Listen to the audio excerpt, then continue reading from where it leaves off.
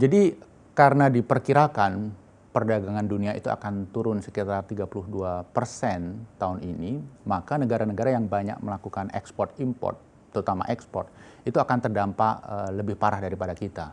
Jadi kalau kita lihat Singapura, kemudian Malaysia, Korea Selatan, Jepang, itu lebih terdampak parah daripada kita karena mereka sangat tergantung pada ekspor.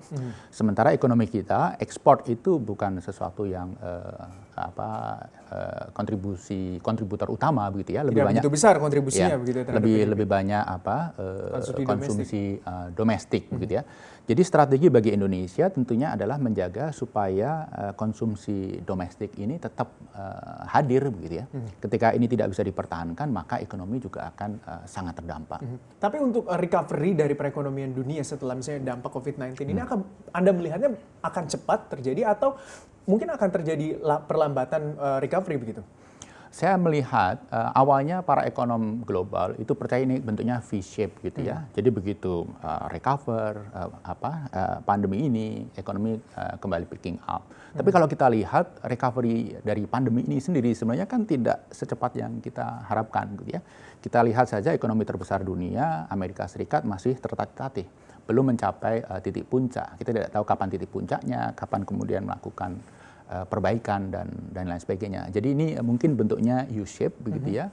Tahun ini kemungkinan besar akan sangat lambat. Apa yang disampaikan IMF sangat realistis, -3%. Kemudian tahun 2021 barangkali tumbuh sedikit lebih tinggi, tapi itu lebih karena pent-up demand. Jadi kebutuhan-kebutuhan yang urgent yang selama tahun ini belum bisa terrealisasi begitu ya. Nah, bagi Indonesia sendiri tantangan kita adalah bagaimana supaya ketika kita dihantam oleh tsunami COVID ini, struktur ekonomi kita jangan sampai rusak. Jadi jangan sampai misalnya sektor perbankan sebagai industri itu ada masalah. Sektor properti, sektor manufacturing strategik, sektor UKM gitu ya. Jadi pilar-pilar penting itu harus dipertahankan. Menjaga supaya industri tidak ada yang gulung tikar begitu?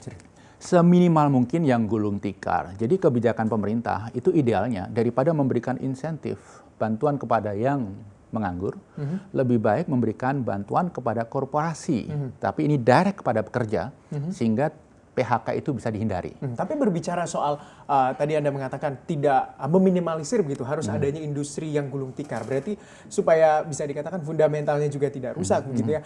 Kalau kita lihat beberapa industri yang mengatakan keuangannya cuma sanggup sampai dengan bulan Juni. Tapi kalau Anda melihat seperti apa dengan struktur keuangan yang bisa dikatakan hanya mampu menopang sampai bulan Juni. Tapi pandemi corona hingga saat ini pasiennya masih terus bertambah, ketidakpastian juga masih terus berlanjut. Ya, saya duga sampai bulan Juni itu adalah mereka beroperasi dalam kondisi normal. Kalau beroperasi dalam kondisi minimal, saya yakin mereka bisa bertahan dalam jangka waktu yang lebih lama. Misalnya, sebagian karyawan dirumahkan, gitu ya. Kemudian asumsi itu saya juga yakin belum mempertimbangkan insentif-insentif yang diberikan oleh pemerintah, seperti misalnya pajak, kemudian kemudahan melakukan restrukturisasi utang, kemudian kuantitatif easing yang dilakukan oleh BI, sehingga likuiditas perbankan kembali terdongkrak. Kalau semua faktor itu dimasukkan dalam kalkulasi, saya yakin akan bisa lebih lama lagi.